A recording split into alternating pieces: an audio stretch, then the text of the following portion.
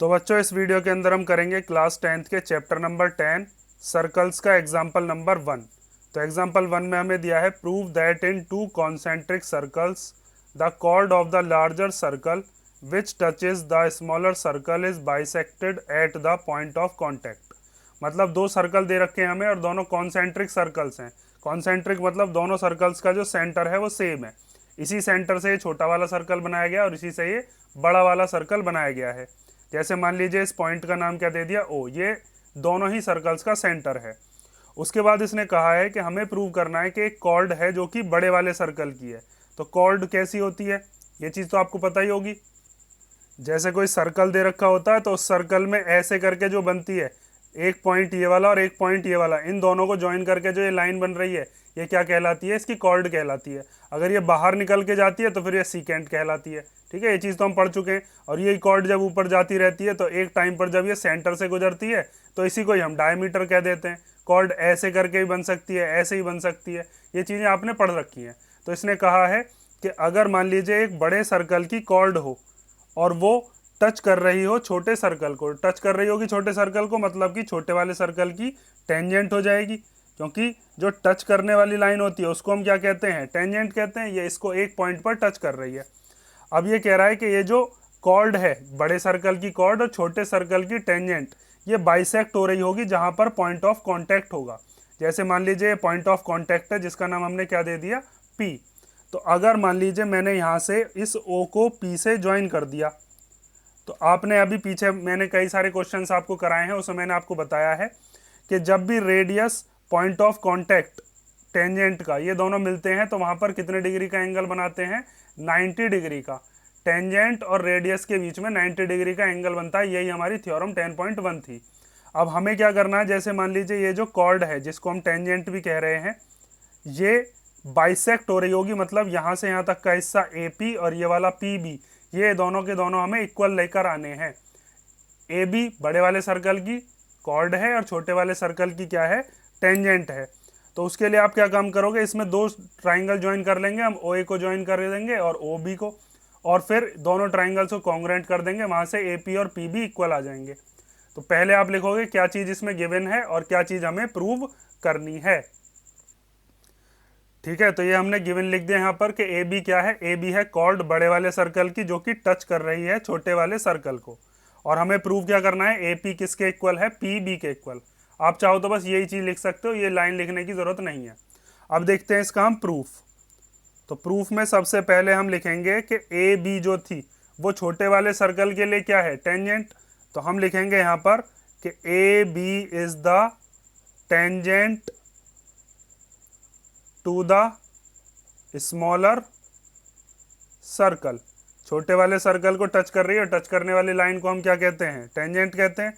तो वो छोटे वाले सर्कल के लिए क्या हो गई, टेंजेंट हो गई। और यहाँ पर ये ओ पी क्या है, ओ पी रेडियस है।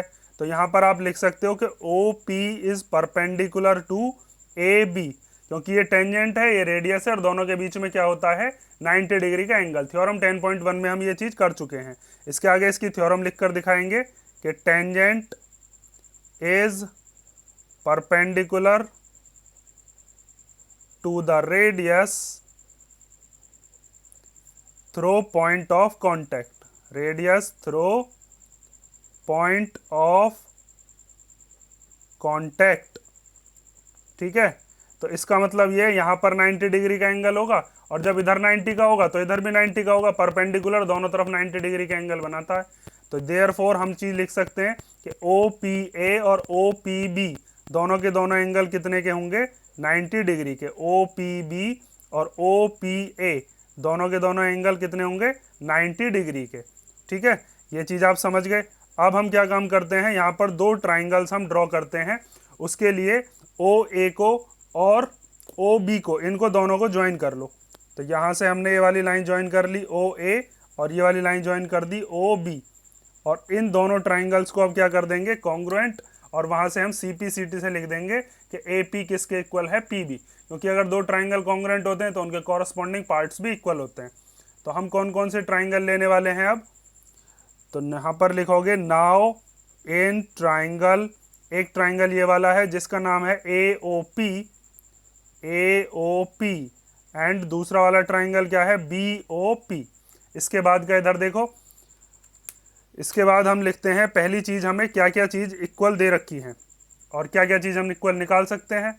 तो देखो यहां से लेकर यहां तक OA और ये वाला जो है OB, हम लिख सकते हैं कि OA किसके इक्वल होगा, OB के, क्योंकि ये दोनों ही क्या हैं, रेडियस हैं ऑफ द लार्जर सर्कल। बड़े वाले सर्कल की रेडियस है ना, और रेडियस किधर की तरफ भी हो वो तो इक्वल ही रहेगी। तो यहाँ पर हमने लिख दिया radii of the larger circle. दूसरी चीज हम लिख सकते हैं कि इस वाले ट्राइंगल का ये वाला एंगल और इस वाले ट्राइंगल का ये वाला एंगल दोनों ही कितने कितने डिग्री के हैं, 90 डिग्री के। तो इधर वाले का नाम क्या है, OPA, और इधर वाले का नाम क्या है, OPB। इसके लिए लिखेंगे ये दोनों कैसे हैं, ईच 90 डिग्री। और तीसरी चीज हम लिख सकते हैं OP क्या हो गई, दोनों में कॉमन। तो OP इक्वल टू OP हो गई कॉमन साइड। ठीक है, तो इसका मतलब ये दोनों जो हमने ट्राइंगल लिए थे ये कैसे हो गए, कॉन्ग्रुएंट हो गए। तो आप लिख सकते हो triangle AOP is congruent to triangle BOP। और रीजन क्या लिखेंगे इसका, तो देखो एक तो हमने ली है यहाँ पर ये वाली साइड, एक हमने ये वाली साइड ली है और एक एंगल लिया है। ठीक है, एक तो OA वाली साइड ली है, ये हो गई हमारी क्या, साइड। एक हमने OP वाली भी क्या ली है, ये भी हो गई हमारी एक साइड। और एक हमने लिया है ये राइट एंगल। तो इसमें कौन सी प्रॉपर्टी, देखो दोनों साइड के बीच का तो एंगल है नहीं, तो राइट एंगल के सामने वाली जो साइड है उसको हम क्या कहते हैं, उसको हम कहते हैं हाइपोटेनियस। तो एक हमारी प्रॉपर्टी होती है जिसको हम कहते हैं RHS, जिसमें एक राइट एंगल होता है, ये रहा राइट एंगल जो हमने यहाँ पर लिया है। एक होती है उसमें हाइपोटेनियस, तो हाइपोटेनियस ये रही और साइड ये रही, राइट एंगल हाइपोटेनियस साइड। दोनों ट्राइंगल में ऐसा ही हो रखा है। तो हम यहाँ पर कह सकते हैं कौन सी प्रॉपर्टी लग चुकी है, यहाँ पर लग गई RHS। और CPCT से हम क्या लिख सकते हैं कि इस वाले ट्राइंगल की AP और इस वाले ट्राइंगल की PB इक्वल है। तो आप लिख दोगे AP equal to PB by CPCT। और यही चीज हमें क्या करनी थी, प्रूव करनी थी, जो कि हमने यहाँ पर लिख रखी है टू प्रूव में। ठीक है, AP इक्वल टू क्या लाना था, PB। और लास्ट में आप लिख दोगे हैंस प्रूव्ड। ठीक है, तो ये हो गया आपका एग्जाम्पल नंबर 1, इसको कर लो ध्यान से, और नेक्स्ट वीडियो में हम करते हैं इसका एग्जाम्पल नंबर 2।